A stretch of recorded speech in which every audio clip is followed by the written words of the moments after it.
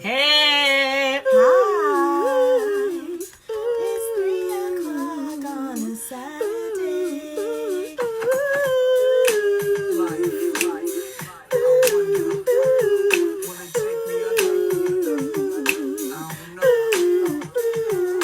Shiba! Shiba! We're a remix. Shiba!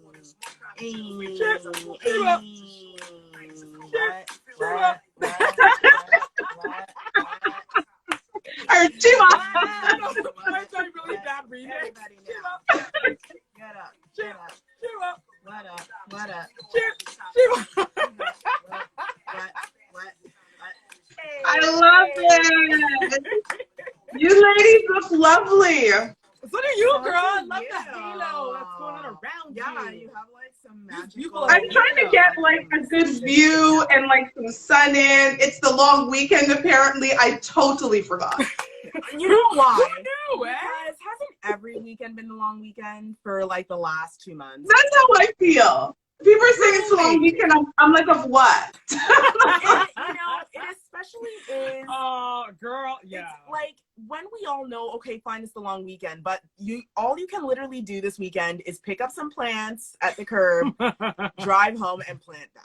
That's all you've got to do this That's weekend. all you can do. We ain't getting That is not a damn thing. No, we're So- We're getting diddly squat. Happy Saturday. Happy Saturday. Welcome to our weekly show. This is going to be another interesting one. So, yeah, it's unfortunate that we've got to go there again. right? The eh? circumstances that keep on coming up throughout the week. Like, just when There's you a think- lot.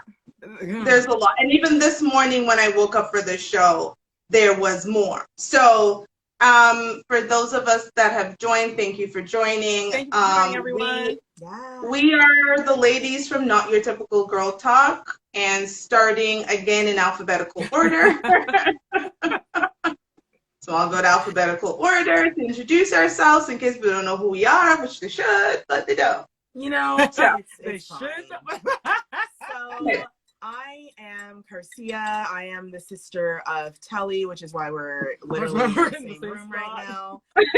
And I am a mindset coach and a co-host to this amazing show. And I am a sister from another Mista with Miss Toshiba Billings. And, I'm just on this entrepreneurial journey and, talking about, stuff along the way. So happy to be here as usual. As usual. Hello, everyone. My name is Chantel Telly. I am a wellness and fitness advocate. I also am one of the great co-hosts of clearly one of the best shows on the internet. I don't know where anyone has been. Let it be known. But, Netflix is knocking. You hear that? They comment. You'll hear it. We hear it. You're going to hear it too. Yes, I'm once again so happy to be a part of this amazing journey with Toshiba, my sister, and Garcia, my other sister. We're just here discussing our thoughts and hopefully changing lives. Love that. So I am Toshiba. Shiba! People call me Sheba. Yes. God, I'm many things. Recently published 2 books, so I guess that makes me an author. Yes. I am an entrepreneur. 3 on the way. I am a mother. I am many things. And of course, I am the co-host and co-founder of Not Your Typical Girl Talk, where we try to tackle issues within our community to help us empower and get to the next level. So this week's topic is entitled, we're on episode 16, which is pretty big, right? Like we started the show February 1st. Like a lot has happened in the world. So episode 16. I'm so proud of us. We Right? Take a minute to say that we didn't give up. You know how much people have started things and they're like, oh, well, because of this whole thing, they just gave up on it or they put it on the side burner. But not us. We just kept on. That's really cool. Social distancing show, right? Like you got to figure it out somehow. Can you guys see me, or should I move the camera? Because I don't know if you guys can see You know me. what? Like, Honestly, you're kind of keeps coming. You're Let kind me of shift. digitized. You're not as Let me- clear You can't see your gorgeous we would face. like to. Okay, let me do it this way. Is that better? Oh, yes, girl. Yes. Let me Now we Let see me your do it. face. Yes, that's Let me do it. That's a little bit better. I'm gonna have to turn around. I'm gonna have to turn around a bit because I have my laptop. Because I wanted to start the show with some facts about Breona Taylor, and I'm not going to pretend that we are at any point like we know everything about her. But I read several articles, and I wanted people to really get a feel for what kind of happened that March 13th evening that Miss Taylor died. So just some facts that I wanted to talk about. So this kind of holds near and dear to me because I lived in Louisville, Kentucky for a year. You did. Mm-hmm. So from 2009 to 2010, I lived in Louisville, which is where this incident happened. So I've got quite a few friends, associates from Louisville, Kentucky. So not surprised this happened, but it's very sad. So who is Breona Taylor? She was an aspiring nurse and an EMT who was shot in her home on March 13th in Louisville, Kentucky. She was on the front lines of helping to fight coronavirus at the 2 Louisville hospitals where she worked. She was asleep on the night of March 13th when just after midnight, officers barged into her home with a search warrant for drugs. The warrant was not for Taylor or her boyfriend, Kenneth Walker. It was for suspects Adrian Orlandis Walker and Jamarcus Glover, who did not live there, and Jamarcus had already been arrested earlier that day, 10 miles away from Breona's home. Police believe that the suspect, Jamarcus, used Taylor's home to receive mail, keep drugs, stash money, and that was from sales of drugs. Now, this morning, this actually was disputed because Tony Gooden, who is the Louisville Postmaster General, said that's actually not true. There was no information that was given from there, the Postmaster General, to the police that would have made them believe that this was happening and drugs was actually, or whatever was going between Breona's home and this gentleman. So that's already been disputed. So there was, the reports are, in terms of the warrant they had, is kind of sketchy. Some report that they had a no-knock warrant. Others claim they had a knock and announce warrant. And I'll read what both are shortly. Police claim they announced themselves, but neighbors and Kenneth Walker, the boyfriend who survived, dispute this. They showed up in plain clothes, unmarked cars, did not identify themselves, and broke down the door. Walker, the boyfriend, actually called police when this happened because he thought, of course, they're burglars in his home. He is a licensed gun carrier, so what does he do? He's going to protect his home and the woman who lives in the home, his love, and he shoots one shot, shoots an officer in the leg. They fire 20 shots in retaliation and shoot his girlfriend, and she dies. Okay? Now, Walker has been charged for attempted murder of an officer. And the 3 officers, I'm going to call their names out because I got their names. The 3 officers are John Mattingly, Brent Hankinson, and Miles Cosgrove. They've been put on administrative leave. Of course. Pending an investigation. There was no body cam, so right now it's their word against Walker's and whatever investigation they can find. Because they were in plain clothes. Because they were in plain clothes. Unmarked cars. This is another and lynch thing. They purposely went there. They knew damn well what they were doing. So apparently, like Garcia said on our planning call, they had some telephone that didn't work. One of those ones with strings. Yeah, they're using strings to communicate. They didn't know that the suspect they were actually looking for, who did not live in the home, had already been captured. So I mentioned 2 things, and I want to go and describe what they are before we continue with the show. So there was, again, it's either they either had a no-knock warrant or a knock and announce warrant. So a no-knock warrant, I'm just going to read. Police can seek a no-knock entry, meaning they don't have to identify themselves before entering a residence or business if there's reasonable suspicion that knocking would be dangerous, futile, or inhibit the effective investigation of the crime. So then there's a knock and announce warrant. It requires law enforcement to announce their presence and provide residents with an opportunity to open the door prior to search. So it's literally knock, knock, knock. Like you actually have to do 3 knocks, okay? Yeah. The rule reduces the likelihood of injury to police officers who might be mistaken upon an unannounced intrusion into a home for someone with no right to be there. The rule reduces the risk of needless damage to private property. It also incorporates the respect for the individual's right of privacy, which is a consideration even when making an entry to search or arrest. So again, some reports are saying that they had a no-knock warrant, which means that they didn't have to knock. They can barge into people's home apparently after midnight while they're sleeping, say that they have drugs, which they, by the way, never found any drugs, no guns, no money, no anything. They found nothing, okay? Or they had a knock and announce. Either way, in this investigation, we don't know what happened. All we know is they showed up, unmarked clothes, plain clothes, unmarked car, went into people's home to look for people who actually didn't live there. And so far, we know that they lied. Yep.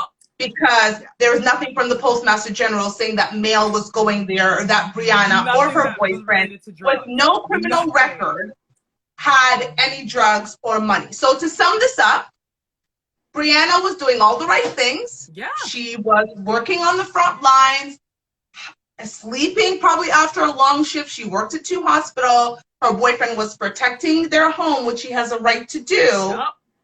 And she got shot. And the boyfriend's now being charged while the officers are on, I'm assuming, paid leave. Girl, because that's administrative sounds like, okay, you guys sit at your desk and, file papers all day and still get your and get paid because you're working. Yeah, and this makes you wonder what's up with the communication. Like that morning, they already caught their guy. They already know now that there was no reason for them to even go to this woman's house, let alone unmarked cars. Like they were going as if they were going to take down the Godfather. Like El Chapo. I think El Chapo had less than that. Yeah, because Lord knows the nurse and the boyfriend who probably, works, a similar job. For sure, they're holding major drugs in their... Oh my gosh. And then he gets charged for... attempted murder of a police officer. Because he shot them one in the leg. Fire, shooting 20 times. Oh God! My thing is that this is so baffling. First of all, I want to start from how the police even started to do this. Now, I believe personally that we are going to a home that is owned by a woman who is a nurse, right?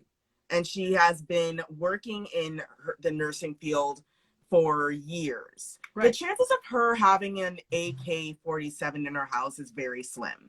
So we can knock on the door 3 times and say, hey, this is the police. Because if they did that, there would be no reason, first of all, for the boyfriend to think that his life is being threatened. Exactly. And they would have been able to come in, show a warrant, if there was one, saying, we need to search your home. And I'm sure, because they're not criminals, they would have been like, please go ahead and search our house. And then they would search it and find no drugs, and then they would have left. They would have went home, and Breona and her man would go back to bed. Everything would be A-okay. Right. But they decided to go in violently and do it the wrong way, which is why I don't understand why the boyfriend is being charged with any crime, because they egged him on to say they gave him the platform to shoot, because a bunch of dudes in jeans and flannel shirts or whatever the hell they're wearing, I would do the same thing. Most people would. Most people would. Like, you're in your deep sleep. Breaking in my house? You just finished a long, hard day of work. You're in your deepest of sleep. I would have done. And you see these people wearing normal clothes, barge into your room. I would have done the same thing. Anyone would have done what the boyfriend did. You did not. Because that's common sense. Why did you not identify yourself as the police? Like, why they go there? Well, oh, gee, there's so many things that are wrong with this entire Exactly. Right? There's so many things that are wrong with this story that it actually does make your head hurt. Because, Carcia, you said it right. They could have, first of all, going to their home after midnight when most people are going to be sleeping. Exactly. Right? So let's start there. You already went in a very aggressive manner, in my opinion. This isn't in the middle of the day at 12 noon, where you knock on someone's door and you say, knock, knock, knock. This is the police. Somebody opens the door. We have a warrant to search your home. You give them the warrant. Again, Carcia, you said on the call, it is my legal right to read the warrant to ensure that the warrant actually says, where in my home can you search? Can you search my entire home? Can you search parts of my home? So I am given that right in order to know what the warrant says. Give you access into my home. You search, you find nothing, you leave. You also said it. She's an EMT. She's on the front lines like they are. So there was actually no even respect, even just that level of respect, right? Because there's this idea that there's a level of respect among fire, police, and EMTs, right? Paramedics. There is this idea that they are all family and there's this level of respect. So this young lady who was in actuality maybe one of them, when you think about the family that they say they have, they didn't even give her the level of respect that would have been required as part of the family to go in the middle of the day. They barged into her home at night and decided to start shooting. My house is my sanctuary. Girl. So if you come into my home, my expectation is that I'm going to defend my home. I'm going to protect my home. You're going to protect your home and the people that live in it. And I don't see where my boyfriend would be knowing that he has a gun and people are knocking down her door. He's going to be like, it's okay, honey, we'll just lay here. Like, what was the level of expectation? Like, what was he going to do? What do you think he would have done? What he's going to do is he's going to protect his home and the woman he loves, which is exactly what he did. So, I question, I always question the thought that goes into the minds of these officers when they have to make these decisions. Because here's my problem, and people might be police officers, no police officers, not my problem, don't care. Here's my thing. You go through police academy for 6 months. I don't know how long. And I don't think it is even that long. So you can get out of high school, barely passed. Maybe you pass a psych test to say that you're somewhat sane. You go through, and then someone gives you a gun to go protect and serve whom? You have a license. So, but the lawyer who now has to defend Kenneth Walker had to go through 3 to 4 years of his bachelor's. Then he had to do 3 years of law school. Then he had to do a year of articling. Then he had to hopefully pass the bar the first time. Then he had to then and collecting ethics all along the way. True. He has to constantly learning. So the EMT probably had to go through more training, right? And she was going to be a nurse. So you have all these people with more training behind them, and you now have the law and the gun and everything to do whatever you choose to do and basically terrorize people. Because that's what it's almost become. And now you're hiding behind your badge because you're claiming things that are not factual. Like these are not this is not factual. And how do you not, like you said, Carcia, how do you not communicate? You didn't realize the suspect that was in the search warrant had already been arrested? I mean, these people, they have walkie-talkies, so I've heard. They have, that's big their technology, cars literally have laptops in it. Like, they have internet access as they drive. No one was able to shoot out an email saying, by the way, remember that dude that we were all looking for? We caught him earlier this morning. So anything pertaining to this case, we can put it on hold for now. And what I also question is the judge who signed off on this warrant. Because let's go through the steps, right? Yeah. We've all watched enough shows, right? Yeah. there's suspicion by the police. Yep. They have to take it to the DA. The DA then has to say, yes, you've given me enough evidence to go and pursue this. The DA goes in front of a judge and signs off, right? So there's all of these things. So somewhere along the line, I'm not going to pretend I don't know Breona, I don't know Kenneth. However, you know that if the media could find a way to villainize her and him, they would. They would. Absolutely. It's been 2 months and they've said nothing but great things. No, because so I'm going to err on the side that, you know what, she was pretty damn awesome. They're literally like just amazing citizens, paying their taxes, paying their bills. They're just trying to get through life like everybody else. Okay, so we'll go with that because the media would have trashed her left, right, and center every way they could. They would have found her pictures from 19 how long in high school doing whatever. We haven't seen that. So I'm going to go and err on the side that she was exactly how they presented her. A young woman who had her life ahead of her, who was going to be an aspiring nurse, who was working 2 jobs, you know, trying to save people's life, and was, you know, getting ready to buy a house and do great things and live her life with her man, right? I'm going to err on the side of that. So somewhere along the line, I have to wonder what the police would have said to the DA to give the DA cause to go in front of a judge to execute a search warrant on a home at midnight with sleeping residents for a woman who was supposed to essentially be one of them. So to me, I feel like there was a series of lies that got a signed warrant to go and execute. Oh, because that's exactly what they did. They executed her in her home. In her own home. You're in your deep, deep sleep at midnight. Girl, sleep. Deep sleep. You're like dead asleep. And you are awakened by a whole heap of strangers in your house. And the thing is that, you know, I've watched, as you said, Toshiba, we've all watched enough shows we've seen, and I've watched enough, you know, footage of police, you know, busting in on a home, you know, whether it be a huge drug dealer or, you know, small time drug dealer, you know, happens all the time.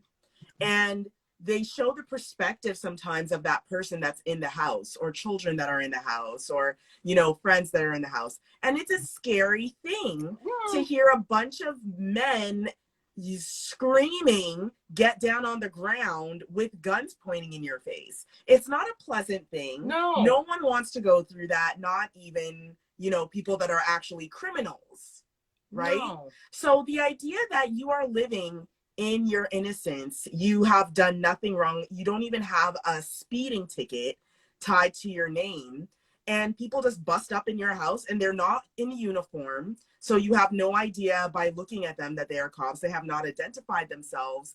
And what makes it worse about all of this, which maybe this is a legal thing they need to start doing, why weren't they wearing body cameras? Just because they're not wearing a police uniform doesn't mean that they can't wear a body cam. They can still wear a body cam under their button down like a shirts. lapel cam or something to show the truth. They can still. Listen, there's something about this story that's too messed up. It's already proven, as you said, that their address had nothing to do with no drug deal of nothing. They already caught their guy earlier that morning. Something 10 miles away. going on with this storyline that makes no damn sense. And I don't know what they're trying to hide up or anything. I don't know if a cop was trying to hit on the girl and she said no. I don't know if they had a problem with the boyfriend. They thought, oh, these 2 black people living in this nice area, how dare they? Is there a personal vendetta? But there's something up. Obviously, there's more than just one black person or black couple living on this street or living in that area. Why them? Why them? This young woman and her boyfriend? The address thing is already debunked. So there's well, even if she had, you know, I'm gonna go on the limb and said she likely had an association with Glover or the other Walker, right? Listen, I have known my fair bit of elite pharmaceutical engineers, okay? Street firm in my life, okay? I grew up in a neighborhood, a lot of street pharmaceutical engineers. So me speaking to someone, communicating with them, inviting them into my home, that now makes me a suspect. I'm just going to say, they knew each other. We all grew up in situations where we know people from different walks of life. But even then, is it okay if you want information from me? Wouldn't it have made more sense to knock on the door and be like, look, we need to speak with you. We have a warrant. Please check out this warrant. We need to search your home. As you'll see on the warrant, we can also check your computer, whatever the warrant says on this date. We're going to do that. And if we find nothing, we're good. If we find something, then we need to talk further. They found bloody nothing. So after killing her. After killing her. After they executed her in her own house. And what I'm saying is, why is it that they took away the right for her or her boyfriend to look at a warrant? Why did they take that right away? Because they're Black.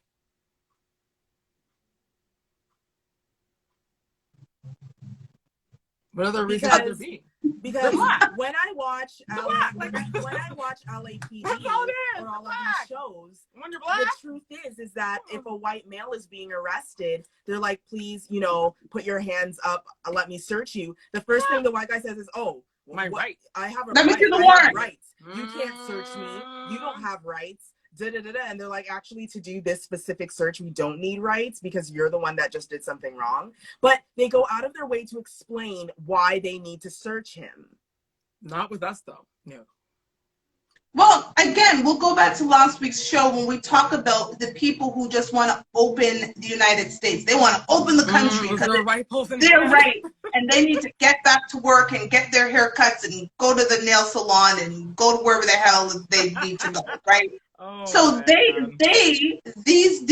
wonderful citizens of America, okay, they felt the need to go with arms. They were bearing arms. Right. This was their right. They have a right to protest in the street, right? And I think it's the Second Amendment that gives them the right to bear arms. I think it's the Second Amendment. I'm not American, so they have this amendment because they have the right to bear arms. And what do these predominantly white people, because I have to be honest, I saw not one Black face in this audience, so I'm going to go out and say that they were mostly white people who talked about they need the economy open with rifles strapped across their chests and guns in their waistbands as they storm government buildings. They have threatened the governor of Michigan, threatened her. Imagine it was our people doing that. Girl!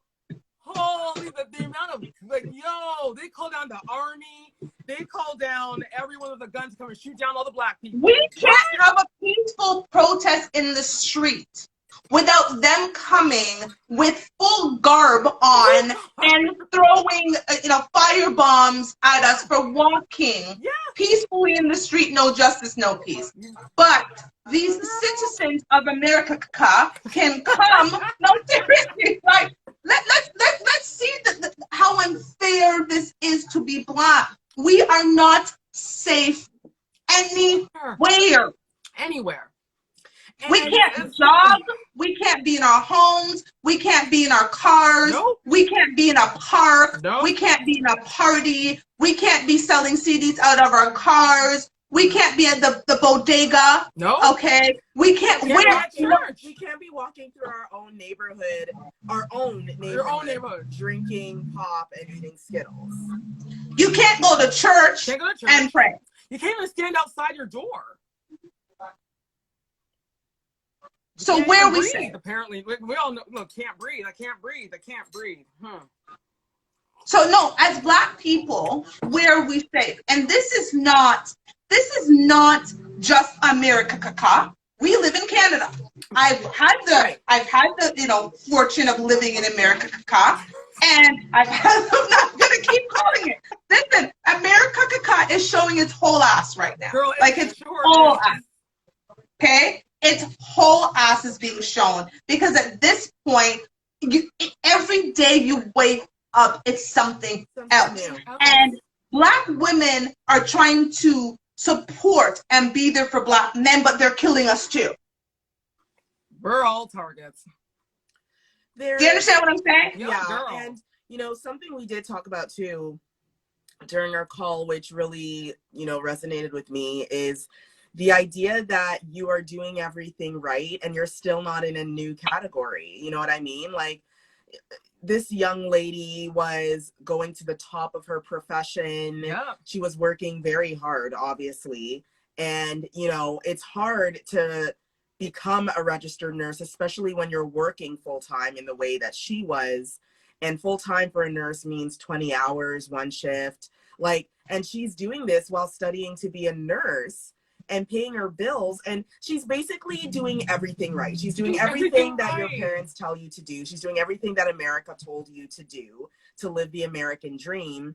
And she ends up getting shot up like she killed someone, like she was a murderer. She gets executed. Like she was in Iraq or something. Yeah, and you know, it spoke to me because how many of us are out here doing everything right? We're doing everything we can. We are, you know, we have a clean slate. We have clean hands. Yet we are looked at as common criminals. We're looked at as troublemakers. We're looked at as bad. We're looked at as negative, even when we are doing everything right. Everything right.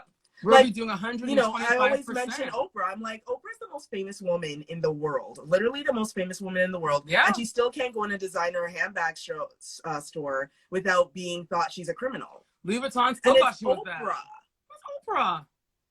Beyonce. So what the hell are they thinking about me? So what are they thinking about me then? Oh, girl, you already know. Everything right. That's what you're right. She did for all intents and purpose. For what we know, Breona was doing everything right. Yeah. We knowing each other, I try my best to do everything right, and I still look behind me. When there's if a police officer is someplace, I'm walking out. Girl. If I'm going, nope, maybe I should just get out of here. I'm not gonna go in. You ever just watch people just driving on the highway and they come up close? There is this just like, even though you know I have a clean driver's license, there's nothing on there, no reason to stop me. You can run my plates, you can do whatever. But for me, I'm still like, there is this fear. Like, and someone just put it, this is best. Living while black. That's all we're trying to do is live and be black. And people we talked about it. Getting up black is hard. Waking up black is hard. Like, you can change your name, you can change your this and that, but once you're this color, you can't change it. There are people. This is what it is. There are people that, you know, we have obviously other groups of, you know, people that live, you know, lifestyles or, you know, are different versions of POCs. And some people, for instance, you know, some indigenous people, they are white passing. Some, you know, people of the LGBT Indians are very high red skin. They just don't tell anyone what their preference is. You know, so not saying they're hiding, but they can hide it if they want to. Put it away. They don't have to. They can assimilate into the majority. Right. They can put it away. They don't walk around saying, "Oh yeah, look at me. I'm a lesbian or I'm queer." Yeah, you don't know until you ask. Right. And you're not even allowed to ask. But you don't have to share that. But the thing is you don't want to. I can't hide who I am. You can't come to me and say that you're white. I have eyes. I'm what you call blackity black. You're black. Right? So there's no mixture. It's one of those things where you literally have to live with it, whether it be the cool thing. Because some days on Twitter, it's like, wow, it's so cool to be black. And then some days it ain't cool. We're that fad. They feel I'm picking up and putting down. And that's our culture is cool. Our culture. That's the problem. Our culture is cool. Yeah, our culture, because we've got a great culture, right? We black women for years, our lips were too big, our thighs were too big, our asses were too big, and now surgeons are making millions of dollars to turn women to big lips and big asses, right? So our culture is great. They don't like us. No, right. That's the problem. Especially black women. We are somehow inferior human beings that cannot eat ice cream in our home and sleep in our home because our home where we're supposed to be safe. Supposed to be safe. Like, if I am safe nowhere, thank you. If I'm safe nowhere, I'm supposed to be safe in my home. And in my you home. can't even live there without someone coming in and shooting you stiff dead. With no reason or rhyme. I also think too, Like, I just want to bring up the fact that oh god, you know, and I think this was maybe even a question that I asked even in our last episode, and obviously there is no answer. Well, there is an answer, but you know, who can be there then to protect us in this situation? And the only solution I had in my head was, you know, Black people need to become the majority in the legal system. But when will that happen? Because they're not really doing anything to make sure that happens either. You know what I mean? Like, you know, like, we are the first Black judge that Canada has ever had is a young, somewhat of a young age to me. You know, like, he's someone that my family, we grew up with him, and he's the first Black judge ever in Canada. And look how old Canada is. Yeah. And it's just now that we have a Black judge like this, you know. So you look at, you know, other cities, other counties in North America, and it's like, well, you know, the chief of police, he could be a Black guy, but if all his superiors are, you know, old white men, he's outnumbered.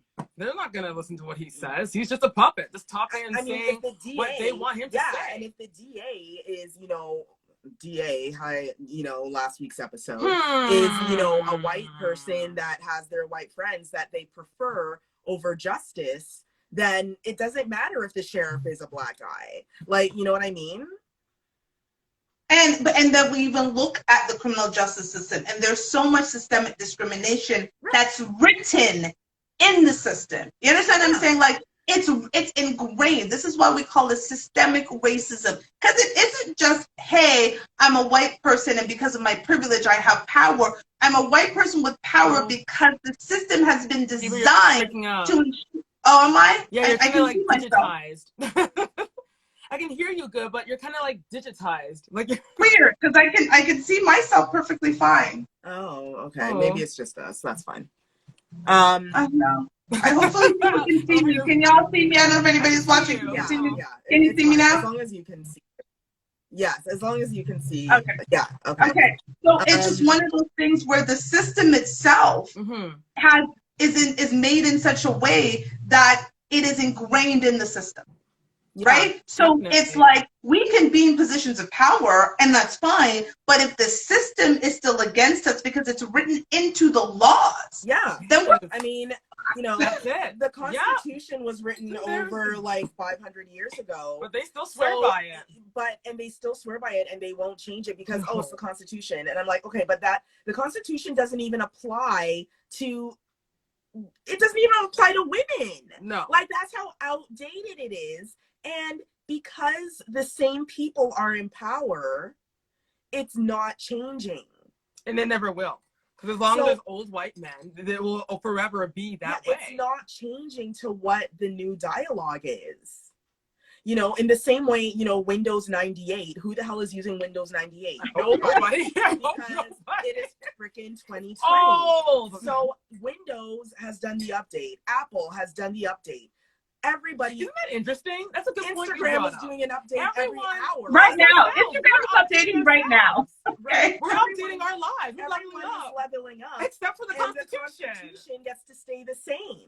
And people still have to live by this ridiculous Constitution. And we're not instilling new thoughts. We're not instilling open-mindedness and true acceptance. We're not instilling that. We're still pushing out hate in our laws and in the way how we do life. Well, it was designed for that because, you know, some people were very surprised when I told them. And again, I'm not American, but I read. I have a curious mind, just even about the Electoral College, because they were like, why do some southern states have so many votes? And, you know, when you have to look at that, I said, it's because of slavery. They're like, what do you mean? I said, well, when there was slavery and Black people did not have rights, they gave certain states more electoral votes because they were made up of slaves. And slaves were not people, and slaves did not have rights. So it gave them more power. Yeah, right? That is why certain southern states have a more electoral college votes, and people are saying, let's watch those states. Well, if you look back, that's the reason. And that hasn't changed. They would get rid of that you now. would think the popular vote would matter because that's common sense. But they're using these old school laws because they want to keep it that way. They want to keep it that way and I said to someone, I kind of almost got into a thing with someone. They were like, racism. And I was like, yeah, America, blah, blah, blah. And they were like, oh, it happens in Canada too. And I'm like, okay, but stop. I said, America is the poster child. I said, if America decided to change their narrative, it would probably inspire the rest of the world to do the same. I'm like, but America is the poster child. It is. America is the one that holds on to it more than any other country on the planet. It's ingrained in their system. It's in their DNA. It's in their DNA. It's in they their were brought DNA up on that ish to enslave Black people. That's their mistake. That's a part. That is what makes America America right now. America is what it is because of what they did 400 or 500 years ago. Yep. So if they changed their narrative and decided, let's actually take a look at this Constitution and all these scrolls that we wrote. And yeah. Because they were scrolls. Rewrite it for 2020. Rewrite it for 2020. The world would see this and say, okay. But no, don't you dare touch that Constitution. And they say that all the time. They're like, no, the Constitution is the most important thing in the world. Even if their kid got shot by accident with a gun, they would rather still have their gun, have their dead kid, and have their Constitution. They don't care. They want their gun. They don't even care. Even for themselves, they don't care to change it, even for themselves. No. Because why change something that benefits you generation after generation after generation, right? And that's what the Constitution does. That's what these archaic laws do, is they benefit the majority. Yep. The majority wants to always be on the winning team. So you're not going to change something that's going to generation after generation after generation protect you and your rights while keeping the inferior race, because I'm sure I haven't read it, but I'm pretty sure there is terminology referring to us as the inferior race. Right? And it consistently keeps us down. And you know what? I am tired of, and as much as I want to applaud it, I'm tired of reading in magazines the first Black something. I remember we talked about that. The girl baby. Well, it's only showing how backward we are. We're very unprogressive. We're backward. And we shouldn't be celebrating that. We should be saying, wow, this should have happened 30 years ago. That's the first Black. I'm like, it's 2020 and we're still having the first Black something. Yes, I'm going to applaud it because I'm Black, and it's going to be in our show next week. We're talking about we got to support everything Black, right? Everything Black. Like he's already support everybody Black. Okay, so I'm going to do that. But I think the narrative needs to be, why in 2020, as Black people, are we supposed to be applauding that you're finally recognizing and giving us something that we earned decades or centuries ago, but now it's actually really good because diversity and inclusion is a big thing, right? So you can put your numbers together for diversity and inclusion and say we're the first Black, but at the end of the day, you can still go in and break into a woman's home who is a part of your inner circle as an EMT and kill her in her sleep, because I don't even know if Breona actually woke up. I don't even know if she had woken up. We don't even know. We don't. Kenneth woke up. We don't know Breona had woken her house. Oh my goodness. You just woke up out of sleeping for a few hours. Your eyes haven't even cleared up. You don't even see. Adjusted. The mata is still in your eye. Mata is still in your eye. Right? Okay, Yeah. You can't and you got the panic of someone's broken into my house. What's going on? You can't see. The place is probably dark. Like you're probably tripping over stuff. We don't even know if she got out of the bed. Like we have no idea. So it's very terrifying. I actually feel and the fact that they're holding her boyfriend as the culprit. Go through that. It's like, well, okay, so you're gonna hold a man for shooting a cop in the foot or in the leg. They should be very lucky at that point. They're protecting his woman and his home. And he's a And licensed. he's licensed. Yeah, and he's not gun. licensed. it's not And then, like, you know, this was an illegal thing for him right, to have a he gun. was legal. He's written. He has the right to have his weapon and protect his home. Yet you arrest him for And shooting a that's cop in your the foot. law. That's your He law. wouldn't have shot America. anybody Thank you. if That they is- knocked on the door. It's Like your a law. normal person. It's your law, America. Who does that? You said that I can get up out of my bed and shoot if I fear something. You said, America, I could do it. It's a part of the Constitution. Well, that it if worked for I'm George Zimmerman. scared, if I'm scared, I can shoot That's my it. gun. So he did exactly, that, what the and now Constitution he's says. sitting in jail. But now he's in trouble? Because it doesn't work for his you. Okay? His you doesn't work for that. And it works for white people. Do you understand what I'm saying? When you are in a position to interpret the Constitution in a way that only works for you. Because you are so right, Garcia. It says that in the Constitution. There are laws that says there is a note, if you trespass on my home, I can shoot you. Right. Yep. If you're being tour, come over on my property line, and I'm scared, I can shoot you. And it will be self-defense. Yep. Unless you're black. Past the house. Unless you're black. Right? But you're Shannon Brown cannot protect his home. No. Right? Shannon Brown is in Georgia, just where Ahmed Arbery were, and these Carmichael, whatever their last names are, because we don't care about them. We care about the man that they killed. Exactly. So they're in the same state. Yep. And in that state, because it's not county to county, in that state, okay, Yep. I can protect my home. Yep. So Shannon Brown gets arrested last week for protecting his home. His home. His home and the So people that you dwell are in my home. You come in my home, claiming that there's an open house in my home where there's no open house sign.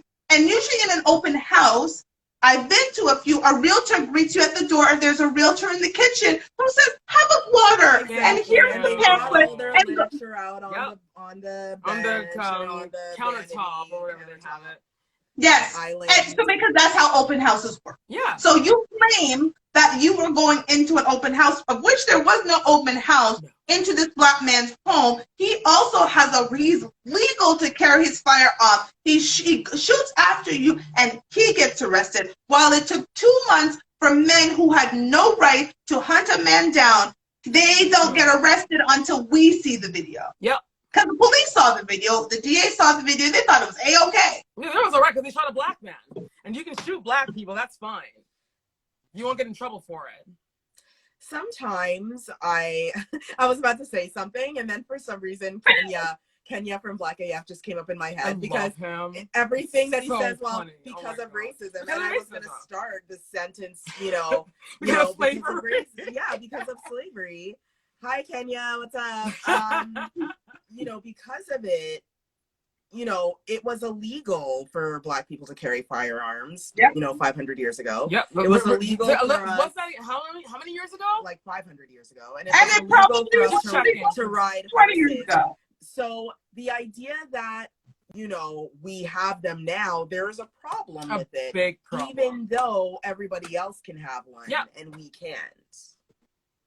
We can't do anything. No. We are black. Apparently, we have in 2020, what these situations are showing me is we have no rights, right? We can't, we look at the young man, I want to say it was Brampton, the young man who was suffering from mental illness that called the police and got killed. Yes. Yeah.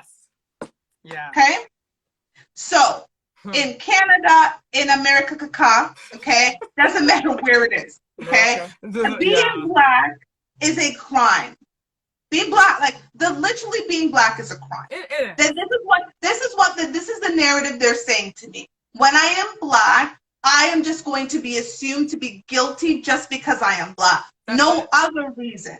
You don't need anything else but the fact that I am black tells you that I am guilty. You're going to assume I'm guilty before anything else. And so executing a search warrant on a black home apparently has different rules than executing a search warrant on a white home.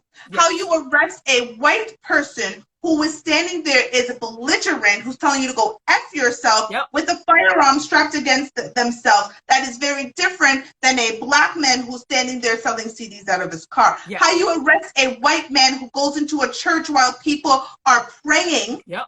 okay, and shoots 9 of them, and you put a bulletproof vest on him, yep, so that people will not kill him. That is very different than how you treat a black person.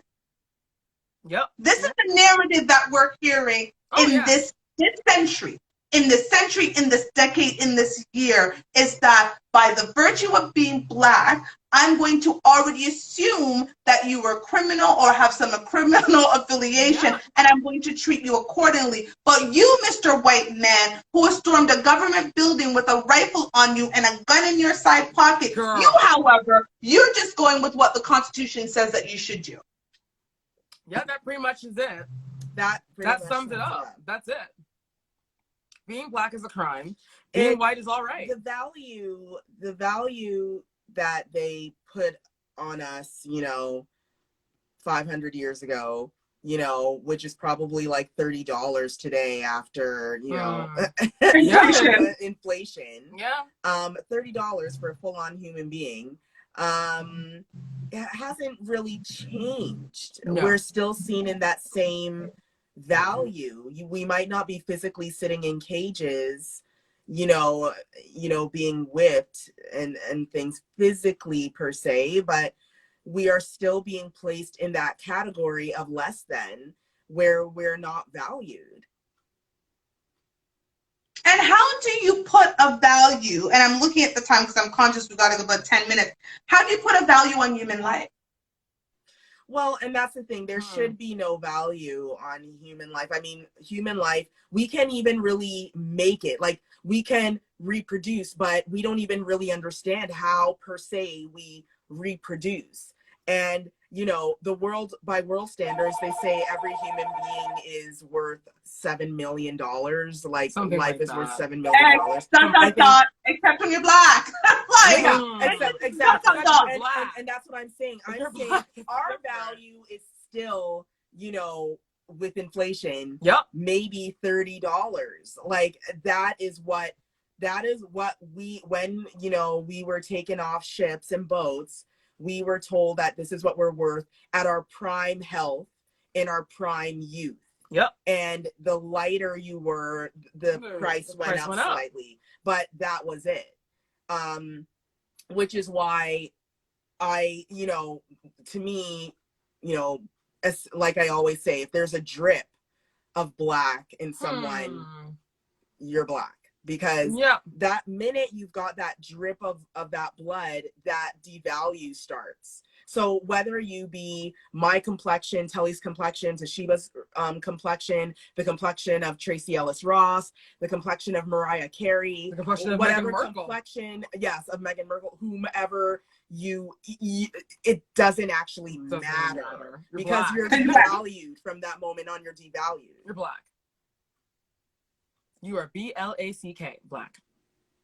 And that means you are an inferior race. Yep. And this is why next week's topic is so important. Yes. This is why next week's topic and again, thank you, Kenya Barris, Black AF. Girl, if you haven't watched it, watch that show. Love it. Don't care what anybody says. I support everything black. Right? So this is why it is in this next week's topic about us making a conscious decision to support black. Right. Okay? You don't speak out with the others. It's a secret. Like, if you don't like something, say to us, don't say it to the others. And we'll talk more about that next week. But that is why that is so important, because if we don't have a value for ourselves, when the world doesn't value us, then we're worth nothing. And, Garcia, you said it best last week, and I wrote it in a post on LinkedIn. I have done and accomplished so much, even under the circumstances of a coronavirus. Mm-hmm. We all have. Yep. We all went from, we look at our lives, January 1st, February 1st, March 1st to now, it's May 16th. Okay. And we've accomplished so much, and I still don't think I've done enough. Girl.